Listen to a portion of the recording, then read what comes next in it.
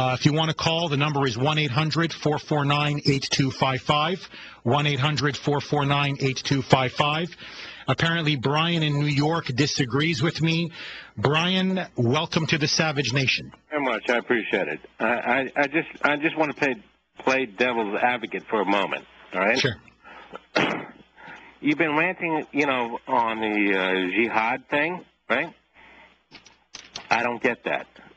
That's like... Well, what don't you get, Brian?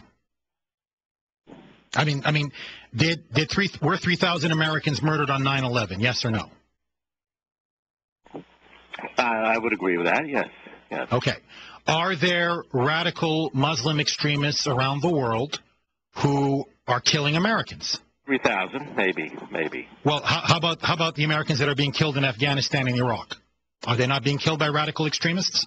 Well, in Afghanistan, I think it's about 699, right, today?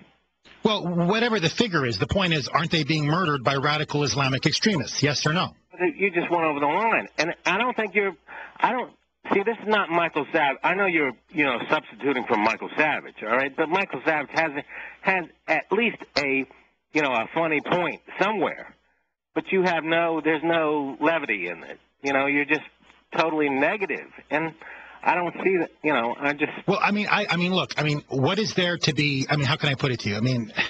I'm quite a funny guy. It's just not a very funny topic. This man's reputation is being destroyed. You have the British government that is targeting him. He is on an enemies list. He is banned from entering that country. They have put a giant target on his back.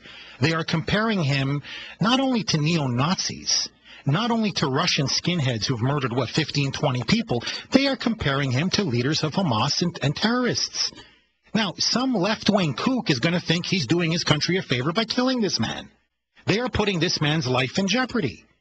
Now, and the fact is, Brian, there's just no getting around it. Look, the overwhelming majority of Muslims are loving, peaceful people. We know that.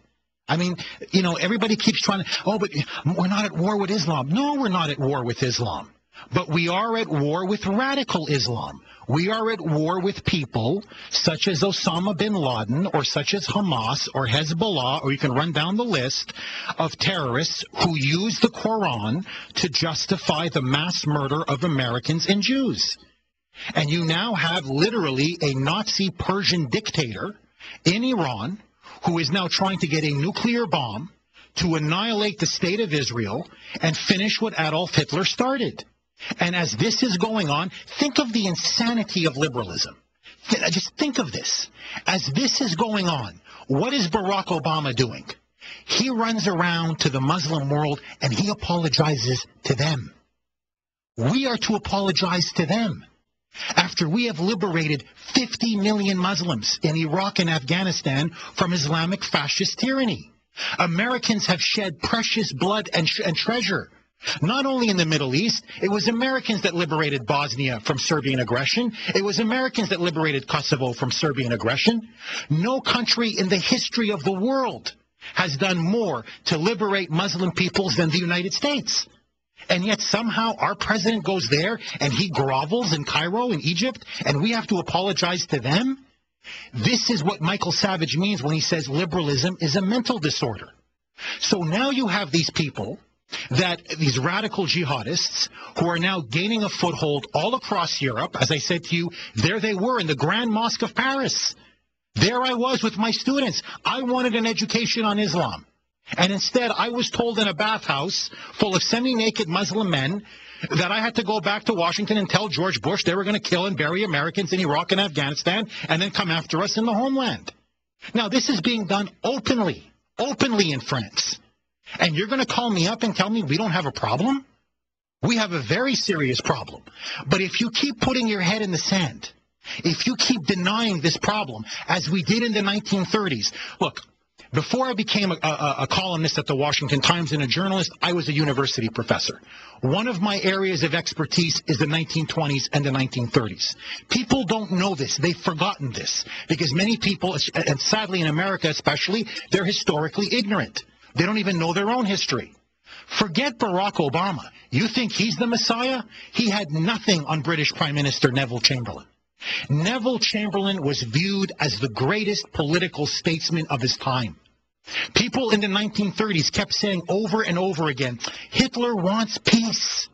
Most of the German people are moderate, decent people. They just got a raw deal in the Treaty of Versailles. So give them Austria. Give them the Sudetenland. Give them what they want, and eventually there will be peace.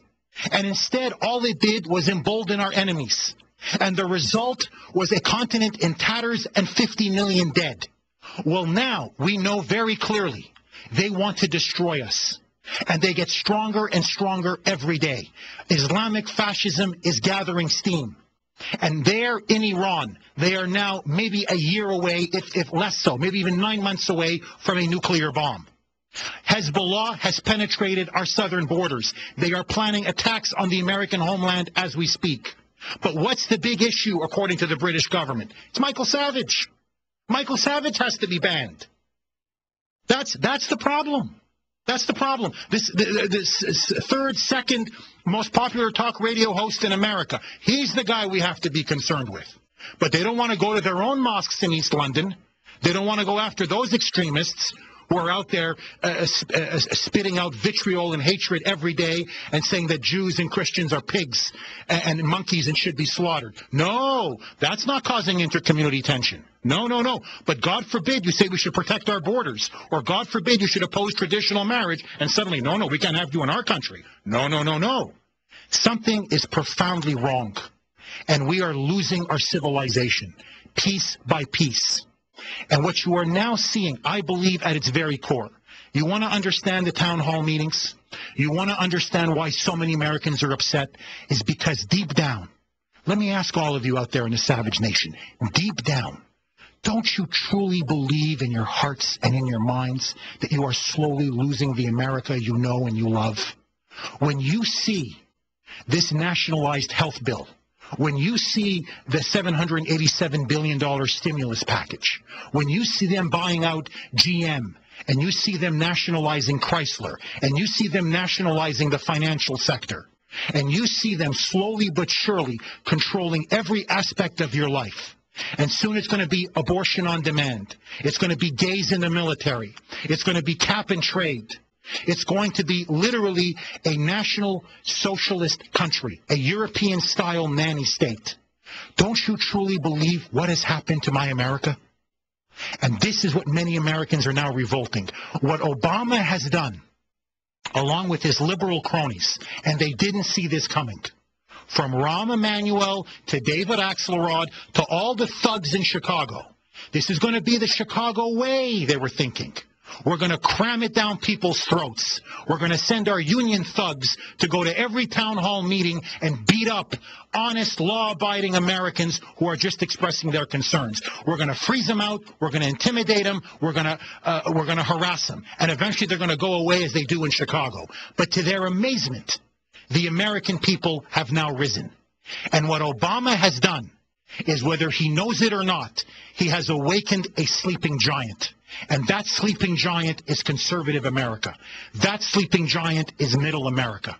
And now Americans are saying proudly, from coast to coast, we will not allow our country to go down the gutter. We will not allow our country to be destroyed by these national socialists who want to do here what the liberal elite has done in Europe. Because, my friends, I've seen socialized medicine up front. As I've said on previous broadcasts, I'm originally from Canada. I know what socialized medicine is. You never want to be sick under socialized medicine. It will literally destroy you and destroy your family. You like waiting in lines? You like having subpar health care? You want to wait 2-3 months for an x-ray on your cancer? You want to have what my mother had, pancreatic cancer?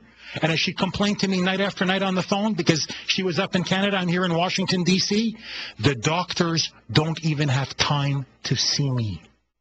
My mother couldn't even get a doctor to see her for more than, I kid you not, 120 seconds, 2 minutes. She said to me, they treat dogs better than patients are treated under nationalized health care. This is what Americans are now revolting against. And so what the liberal elites are doing is this. They are trying to silence you. Just as the British government has been trying to silence Michael Savage, they're now trying to silence you. And that's why they have all their hacks